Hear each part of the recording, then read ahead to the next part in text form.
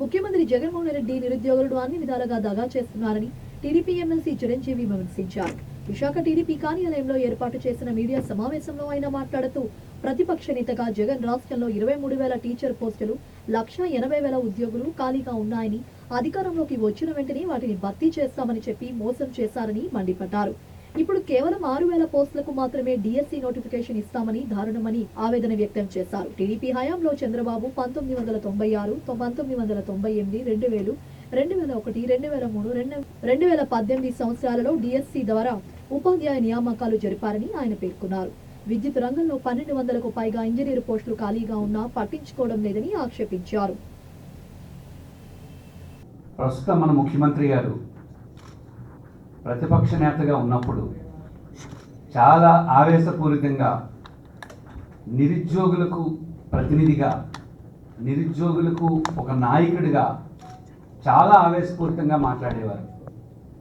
ఆయన 2019 సాధారణ ఎన్నికలకు వెళ్ళే ముందు ఎక్కడ ఏ జనాభాను ఉద్దేశించి అయినా సరే ముఖ్యంగా నిరుద్యోగులకు సంబంధించి ఏం మాట్లాడేవారంటే, రాష్ట్రంలో 2,30,000 ఉద్యోగాలు ఖాళీగా ఉన్నాయి. టీచర్ పోస్టులు అయితే 23,000 పైగా ఖాళీగా ఉన్నాయి. నేను రేపు అధికారంలోకి వచ్చిన తర్వాత ఈ 2,30,000 ఉద్యోగాలు మరియు టీచర్ పోస్టులు 23,000 ఉద్యోగాలు కూడా నేను భర్తీ చేస్తాను. పేద పిల్లలు ఎక్కువగా ప్రభుత్వ పాఠశాలలో చదువుకుంటారు. ఈ పేద పిల్లలకి మంచి విద్యను అందించాలంటే ఉపాధ్యాయ పోస్టులన్నీ కూడా భర్తీ చేయాలి. మన ప్రభుత్వం రాగానే ఈ ఖాళీగా ఉన్న 23,000 ఉద్యోగాలు కూడా మేము భర్తీ చేస్తాము. ప్రతి పిల్లవాడికి కూడా నేను ఇది చెప్తున్నాను. ఏ రాజకీయ పార్టీ అయినా సరే మాటిచ్చి నిలుపుకోవాలి. ఒకవేళ నిలుపుకోలేకపోతే, ఇచ్చిన మాట ఏ పార్టీ అయినా సరే నిలుపుకోలేకపోతే రాజీనామా చేసి వెళ్ళిపోవాలి. వాళ్ళని ఇంటిదారి పట్టించే పరిస్థితిని తీసుకురావాలి అని జగన్మోహన్ రెడ్డి గారు ప్రతిపక్ష నాయకుడిగా ఉన్నప్పుడు పేర్కొన్నారు. ఈరోజు రాష్ట్రంలో నిరుద్యోగ యువత అంతా ఏమని ప్రశ్నిస్తుందంటే, 23,000 ఉద్యోగాలు ఖాళీగా ఉపాధ్యాయ పోస్టులు ఉన్నాయని చెప్పారు. 5 సంవత్సరాల నుంచి ప్రతి నెల కూడా అదిగో డిఎస్సి, ఇదిగో డిఎస్సి అని చెప్పారు. మెగా డిఎస్సి వస్తుంది అని చెప్పారు. బట్ నిన్న మంత్రిమండలి సమావేశంలో కేవలం 6,100 పోస్టులు మాత్రమే భర్తీ చేస్తామని చెప్పారు. అంటే మీరు చెప్పిన 23,000 ఉద్యోగాలు ఎక్కడున్నాయి? మీరు చెప్పిన దానికి ఈరోజు మీరు ఇచ్చిన ప్రకటనకి ఏమైనా సంబంధం ఉందా అని చెప్పి నిరుద్యోగులు అడుగుతున్నారు. ఒక్కసారి మనం వెనక్కి వెళ్ళి చూస్తే, గతంలో తెలుగుదేశం పార్టీ కాలంలో 1996లో, 1998లో, 2000లో, 2001లో, 2002లో చంద్రబాబు నాయుడు గారు డిఎస్సీలు తీశారు. చివరికి 2003వ సంవత్సరంలో అన్ట్రైన్డ్ డిఎస్సి కూడా తీశారు.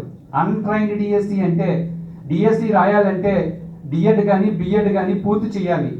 అంటే టీచర్ ట్రైనింగ్ పొంది ఉండాలి.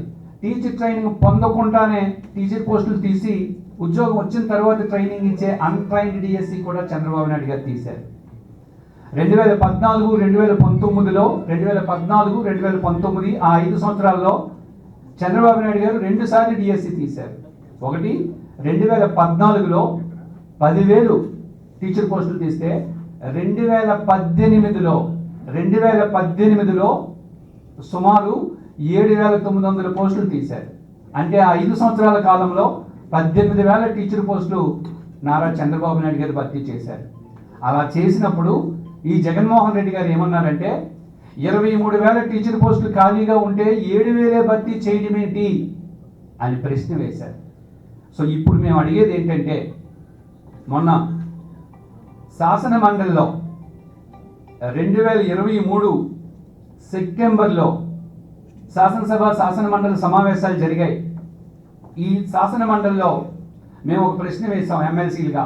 ముఖ్యంగా నేను గ్రాడ్యుయేట్ ఎమ్మెల్సీగా ఒక ప్రశ్న వేశాను. ప్రశ్న ఏంటంటే, జిల్లాల వారీగా పోస్టులు వారీగా ప్రభుత్వ పాఠశాలలు, జిల్లా పరిషత్ ప్రాథమిక ఉన్నత పాఠశాలలో ఖాళీగా ఉన్న ఉపాధ్యాయ పోస్టులు ఎన్ని, ఇందులో మంజూరైన పోస్టులు ఎన్ని, ప్రస్తుతం పనిచేస్తున్న పోస్టులు ఎన్ని అని ఒక ప్రశ్న మేము శాసన మండలిలో అడగడం జరిగింది. ఇది శాసన మండలిలో మేము ప్రశ్న వేస్తే దీనికి సమాధానం విద్యాశాఖ మంత్రి బొత్స సత్యనారాయణ గారు దీనికి సమాధానం ఇచ్చారు. ఈ సమాధానం యొక్క సారాంశం ఏంటంటే, రాష్ట్రంలో 1,88,000 టీచర్ పోస్టులు మంజూరు అయి ఉన్నాయి. ఇందులో పనిచేస్తున్నవి 1,69,000. ఇక ఖాళీగా ఉన్నవి 18,520. సో బొత్స సత్యనారాయణ గారు ఇచ్చిన సమాధానం ప్రకారము, ఇది నేను సొంతంగా చెప్పేది కాదు, శాసన మండలిలో మా ఎమ్మెల్సీలు అడిగిన ప్రశ్నకి విద్యాశాఖ మంత్రి గారు ఇచ్చిన సమాధానం ఇది. సో ఆయన ఇచ్చిన సమాధానం ప్రకారం 18,520 టీచర్ పోస్టులు ఖాళీగా ఉన్నాయని ఎక్కడ శాసన మండలి సాక్షిగా విద్యాశాఖ మంత్రి గారు సమాధానం చెప్పారు. కానీ మాకు అవసరమైనవి కేవలం 8,366 మాత్రమే. మేము 8,366 టీచర్ పోస్టులు మాత్రమే భర్తీ చేస్తాము, ఇవే మాకు అవసరమైనవి అని చెప్పారు. ఖాళీగా ఉన్నాయి చూస్తే 18,000 అయితే 8,000 భర్తీ చేస్తామంటున్నారు. అంటే మిగతా 10,000 టీచర్ పోస్టులు ఏమయ్యాయి అనేది ప్రశ్న. అంటే రద్దు చేశారా? ఈ 10,000 టీచర్ పోస్టులు పూర్తిగా మీరు రద్దు చేసేశారా? ఇక్కడ ఒక విషయం చెప్పాలి.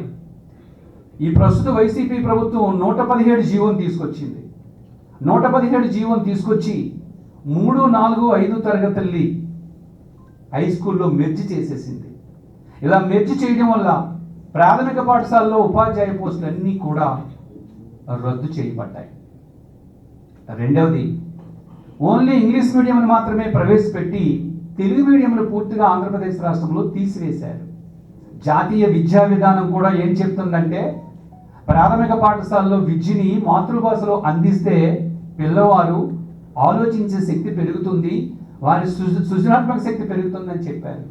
కానీ ఈరోజు ఆంధ్రప్రదేశ్ రాష్ట్రంలో తెలుగు మీడియంలో పూర్తిగా రద్దు చేయడం వల్ల ఉపాధ్యాయ పోస్టులు పూర్తిగా కొరవడ్డాయి, రద్దు చేయబడ్డాయి. ఈ 2 కారణాల వల్ల 117 జీవోని తీసుకురావడం వల్ల, తెలుగు మీడియం పాఠశాలలు పూర్తిగా తీసివేయడం వల్ల ఉపాధ్యాయ పోస్టుల్ని రద్దు చేసేశారు. అయితే సైకాలజిస్టులు ఏం చెప్తున్నారు? మరొక విషయం, మొన్నే సుప్రీంకోర్టు ఒక తీర్పు చెప్పింది. సుప్రీంకోర్టు ఇచ్చిన తీర్పు ఏంటంటే, ప్రాథమిక పాఠశాలల్లో పిల్లలకు పాఠం చెప్పే అర్హత ఓన్లీ డిఈడి పూర్తి చేసిన వాళ్ళే అర్హులు అని చెప్పింది. అంటే హై స్కూల్లో పాఠం చెప్పాలంటే బిఈడి క్వాలిఫికేషన్ ఉండాలి, ప్రాథమిక పాఠశాలలో పాఠం చెప్పాలంటే డిఎడ్ క్వాలిఫికేషన్ ఉండాలి. ఇది ఎవరు చెప్పారు? సుప్రీంకోర్టు చెప్పింది. ఎందుకంటే హై స్కూల్ పిల్లలంటే 6, 7, 8, 9 తరగతి పిల్లలు, వాళ్ళ మెంటల్ మెచ్యూరిటీ బాగా ఉంటుంది కాబట్టి అక్కడ హై స్కూల్ టీచర్లు పాఠం చెప్పాలి. ప్రాథమిక పాఠశాల పిల్లలంటే ఇది చాలా చిన్నపిల్లలు, 1, 2, 3, 4, 5, వీళ్ళకి మెంటల్ మెచ్యూరిటీ చాలా తక్కువ ఉంటుంది. సో చైల్డ్ సైకాలజీ ఎవరికైతే తెలుస్తుందో ఆ చైల్డ్ సైకాలజీ తెలిసిన వాళ్ళు మాత్రమే ఎలిమెంటరీ స్కూల్లో పాఠం చెప్పాలని సుప్రీంకోర్టు కూడా తీర్పు చెప్పింది. అంటే సుప్రీంకోర్టు తీర్పుకి విరుద్ధంగా 3, 4, 5 తరగతుల్ని హై స్కూల్లో కలిపేశారు. ఈరోజు మీకు తెలుసు, ఎందుకంటే మీరు అందరూ చదువుకొని వచ్చాం. మనం హై స్కూల్, ఎలిమెంటరీ స్కూల్ చదువుకున్నాం, హై స్కూల్ చదువుకున్నాం. ఎలిమెంటరీ స్కూల్కి హై స్కూల్కి తేడా ఏంటో తెలుసు మనకి. హై స్కూల్లో ఎలా ఉంటుందంటే, ఒక ఉపాధ్యాయుడు వచ్చి 50 నిమిషాలు లేదా 45 నిమిషాలు పాఠం చెప్పి వెళ్ళిపోతాడు. అదే ఎలిమెంటరీ స్కూల్లో అయితే ఒక ఉపాధ్యాయుడు వచ్చినప్పటి నుంచి వెళ్ళే వరకు పిల్లల మీద దృష్టి పెట్టి ఆ పిల్లల యొక్క సైకాలజీకి అనుగుణంగా ప్రతి అంశాన్ని చెప్తారు.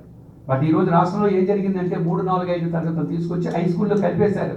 అలా కలిపివేయడం వల్ల హై స్కూల్ టీచర్లు ఈ చిన్న పిల్లలపై దృష్టి పెట్టకపోవడం వల్ల చిన్నపిల్లల్లో విద్య నాణ్యత రోజు రోజుకి క్షీణించిపోతుంది. ఈ మధ్య మీరు పేపర్లో చూస్తుంటాం మనం, ప్రథమ అనే స్వచ్ఛంద సంస్థ యొక్క సర్వేలో 16, 18 సంవత్సరాల వయసు కలిగిన పిల్లల్లో మన ఆంధ్రప్రదేశ్ రాష్ట్రంలో సర్వే చేస్తే కనీసం 2వ తరగతి చదువుకునే పిల్లవాడికి ఉన్న జ్ఞానం కూడా 16, 18 సంవత్సరాల వయసు కలిగిన పిల్లలకి లేదు. కనీసం గణితం మీద, భాష మీద కనీసం పట్టు కూడా లేదు. అంటే ఒక పక్క ముఖ్యమంత్రి గారు రాష్ట్రంలో విద్య అంతర్జాతీయ స్థాయికి వెళ్ళిపోయింది అంటున్నారు, ఆక్స్ఫర్డ్ విశ్వవిద్యాలయ స్థాయికి వెళ్ళిపోయింది అంటున్నారు. మరో పక్క ఆంధ్రప్రదేశ్ రాష్ట్రంలో కానీ ఇండియాలో కానీ సర్వేలు చూస్తే ఆంధ్రప్రదేశ్ రాష్ట్రంలో 16, 18 సంవత్సరాల వయసు కలిగిన, అంటే ఇంటర్మీడియట్ చదువుకున్న పిల్లల స్థాయిని చూస్తే 2వ తరగతి పుస్తకం కూడా చదవలేని దుస్థితిలో ఈరోజు ఆంధ్రప్రదేశ్ రాష్ట్రం కనబడుతుందని చెప్పి ఈ సర్వేలన్నీ మనకు చెప్తున్నాయి. ఇక సీఎంగా జగన్మోహన్ రెడ్డి గారు వచ్చిన తరువాత గతంలో నేను ప్రతిపక్ష నాయకుడిగా ఉన్నప్పుడు ఒక డిఎస్సి ఇస్తానని ఆ హామీ నెరవేర్చుకోవాలనే విషయాన్ని పూర్తిగా మర్చిపోయారు. అసలు ఆ స్పృహనే పూర్తిగా కోల్పోయి మర్చిపోతే నిరుద్యోగులు రోడ్లెక్కి మా డిఎస్సి పోస్టులు తీయండి అని చెప్తే మొదట్లో విద్యాశాఖ మంత్రి గారు ఏమన్నారంటే అసలు ఆంధ్రప్రదేశ్ రాష్ట్రంలో టీచర్ పోస్టులు ఖాళీగా లేవని చెప్పారు. అప్పుడు ప్రతిపక్ష నాయకులు శాసన మండలిలో అసెంబ్లీలో ప్రశ్నలు వేస్తే 18,000 పోస్టులు ఖాళీగా ఉన్నాయని చెప్తే మాట మార్చి విద్యాశాఖ మంత్రి గారు కొద్దిగా ఖాళీలు ఉన్నాయని చెప్పారు. మొదట 717 పోస్టులు మాత్రమే ఖాళీలు ఉన్నాయని చెప్పారు. ఆ తర్వాత శాసన మండలిలో వారు ఇచ్చిన సమాధానం ప్రకారం చూస్తే 18,520 పోస్టులు ఖాళీగా ఉన్నాయి. అందులో కూడా 8,326 పోస్టులు భర్తీ చేస్తామని చెప్పారు. బట్ నిన్న మంత్రి మండలి సమావేశంలో చూస్తే కేవలం 6,100 పోస్టులు మాత్రమే తీస్తామంటున్నారు. ఇప్పుడు మన ప్రశ్న ఏంటంటే 2018-2019లో ప్రతిపక్ష నాయకుడిగా ఉన్నప్పుడు మీరు 23,000 ఉపాధ్యాయ ఉద్యోగాలు ఖాళీగా ఉన్నాయి, మన ప్రభుత్వం రాగానే నేను భర్తీ చేస్తానని మీరు హామీ ఇచ్చారు. ఎప్పుడు? 2019 జనవరి ఫిబ్రవరిలో.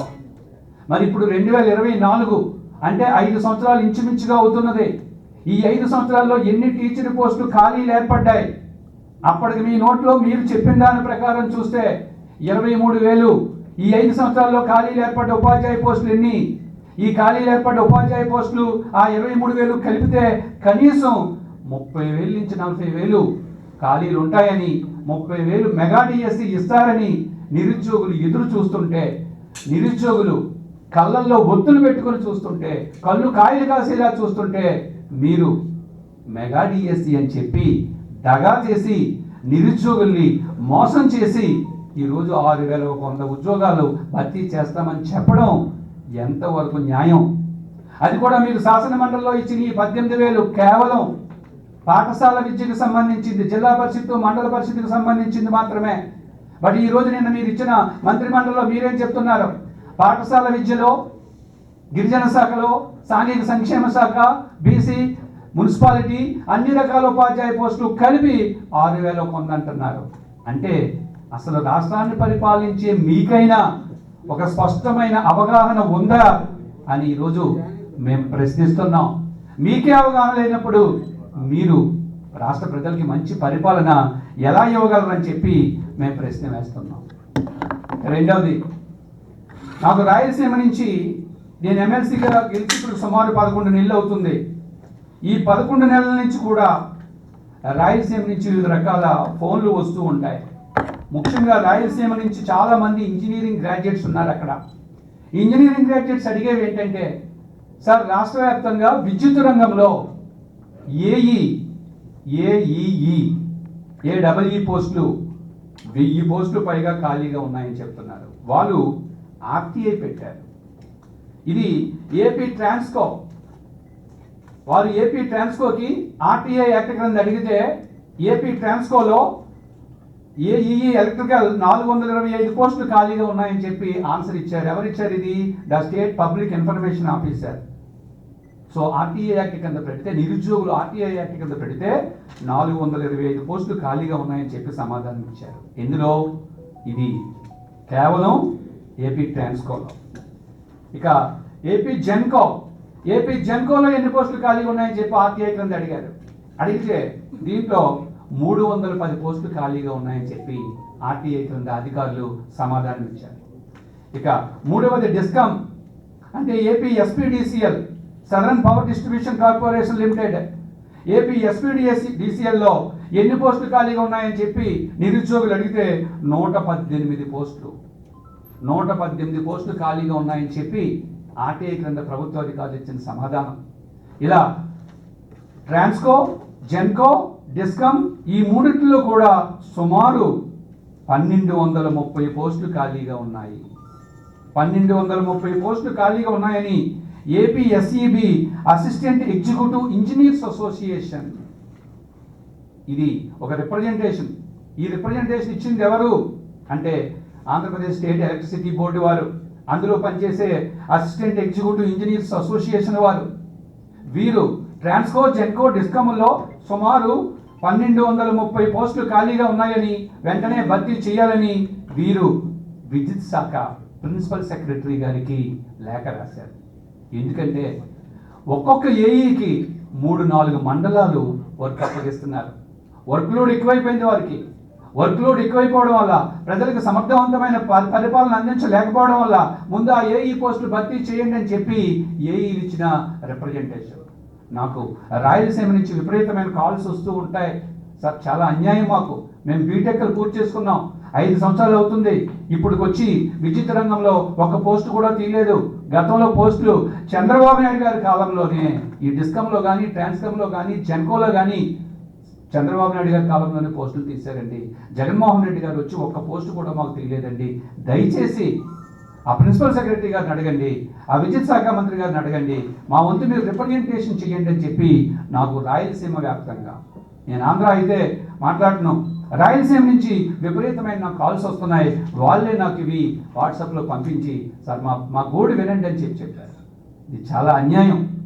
ఎందుకంటే ఈ 5 సంవత్సరాల్లో ఎంతమంది ఇంజనీరింగ్ గ్రాడ్యుయేట్స్ బయటకు వచ్చారో మనం ఆలోచించాలి.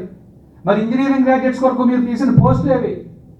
ఒక్క పోస్టు కూడా మీరు విద్యుత్ రంగంలో తీయలేదు. దయచేసి ఎప్పటికైనా సరే మీకు తెలుసు, మీరే చెప్పారు ప్రతిపక్ష నాయకుడిగా ఉన్నప్పుడు, ఎలక్షన్లో గెలిచిన తర్వాత 6 నెలల్లో నోటిఫికేషన్ ఇచ్చిన ఓ ప్రాజెక్టు ప్రారంభించిన అది చిత్తశుద్ధి అని చెప్పారు. అలా కాకుండా ఎలక్షన్కి వెళ్ళడానికి ముందు 6 నెలల్లో ఓ ప్రాజెక్టు ప్రారంభించిన ఓ నోటిఫికేషన్ ఇచ్చిన అది ప్రజల్లో మోసం చేయడమే, నిరుద్యోగులు మోసం చేయడమే అని చెప్పారు మీరు. మరి ఈరోజు 2 నెలలు కూడా లేదు, ఇంకో 3 వారాల్లో ఎలక్షన్ షెడ్యూల్ నోటిఫికేషన్ రానుంది. 3 వారాల్లో షెడ్యూల్ రానుండగా మీరు డిఎస్సి అని చెప్పి నిరుద్యోగులు మోసం చేస్తున్నారంటే ఆంధ్రప్రదేశ్ రాష్ట్ర ప్రజలు, ఆంధ్రప్రదేశ్లో నిరుద్యోగులు అంత అమాయకులు అనుకుంటున్నారా ముఖ్యమంత్రి గారు అని చెప్పి తెలుగుదేశం పార్టీ తరఫు నుంచి నేను ప్రశ్నిస్తున్నాను. అయినప్పటికీ ఎప్పటికైనా ఆ ఇంజనీరింగ్ విద్యార్థుల యొక్క బాధలు మీరు పట్టింపు చేసుకోవాలని చెప్పి ఈ ప్రభుత్వాన్ని నేను కోరుతున్నాను. ఇది నిరుద్యోగులకు సంబంధించిన అంశం.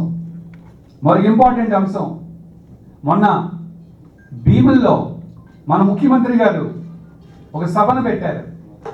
భీముల్లో సభను పెట్టి కొన్ని వ్యాఖ్యానాలు చేశారు. ఆయన ఏమన్నారంటే, వారి సైన్యంలో దుష్ట చతుష్టయము గజదంగల ముఠా ఉంది అని ముఖ్యమంత్రి గారు పేర్కొన్నారు. వారి సైన్యంలో దుష్ట చతుష్టయము గజదంగల ముఠా ఉంది అన్నారు. నిజమే, ఆంధ్రప్రదేశ్ రాష్ట్ర ప్రజలందరికీ తెలుసు ఈ దుష్ట చతుష్టయం ఏ పార్టీలో ఉందో అందరికీ తెలుసు. గజదంగల ముఠ ఎక్కడుందో తెలుసు. ఈరోజు రాష్ట్రంలో ఎర్రచందనం దొంగల ముఠా ఎక్కడుందో అందరికీ తెలుసు. భూ కబ్జాలు చేసే ముఠా ఎక్కడుందో అందరికీ తెలుసు. ఇసుక దోపిడీ ముఠా ఎక్కడుందో అందరికీ తెలుసు. గనుల దోపిడీ ముఠా ఎక్కడుందో అందరికీ తెలుసు. మద్యం మాఫియా ముఠా ఎక్కడుందో అందరికీ తెలుసు. సో దుష్ట చతుష్టయము గజదంగల ముఠా ఏ పార్టీలో ఉందనేది ఆంధ్రప్రదేశ్ రాష్ట్ర ప్రజలందరికీ తెలుసు. అదే ముఖ్యమంత్రి గారు ఇంకో మాట అన్నారు, కుట్రలు కుతంత్రాలు మోసపూరిత వాగ్దానాలు కనిపిస్తాయి అన్నారు ఆయన. కుట్రలు కుతంత్రాలు మోసపూరిత వాగ్దానాలు కనిపిస్తాయి అన్నారు. నిజమే, కుట్రలు కుతంత్రాలు ఏ పార్టీలో ఉన్నాయో తెలుసు. ఈరోజు ఆంధ్రప్రదేశ్ రాష్ట్రంలో ఓట్లు దొంగతనం చేస్తున్నారు. విపక్షాలు అనుకూల ఓట్లన్నింటినీ తీసివేస్తున్నారు. దొంగ ఓట్లు చేరుస్తున్నారు. ఎవరు కుట్రలు చేస్తున్నారు, ఎవరు కుతంత్రాలు చేస్తున్నారో అందరికీ తెలుసు. మోసపూరిత వాగ్దానాలు చేస్తారు అన్నారు. ఎవరు మోసపూరిత వాగ్దానాలు చేస్తారో అందరికీ తెలుసు. ప్రతిపక్ష నాయకుడిగా ఉన్నప్పుడు నాకు 25 ఎంపీ సీట్లు ఇస్తే కేంద్రాన్ని మెడలు ఉంచి నేను ప్రత్యేక హోదా తెస్తాను, ప్రత్యేక హోదా కానీ తెస్తే రాష్ట్రంలో ఉపాధి అవకాశాలు కలుగుతాయని చెప్పారు. మరి ఒక విధంగా చారిత్రాత్మక తప్పిదం. ఎందుకంటే విశాఖపట్నానికి అన్ని విధాల అన్యాయం చేసి విశాఖపట్నంలో భూములు కూడా కబ్జా చేసి ఇదే విశాఖపట్నంలో మీరు సభ పెట్టడం చారిత్రాత్మక తప్పిదం అని నేను కాదు, ఈరోజు మేధా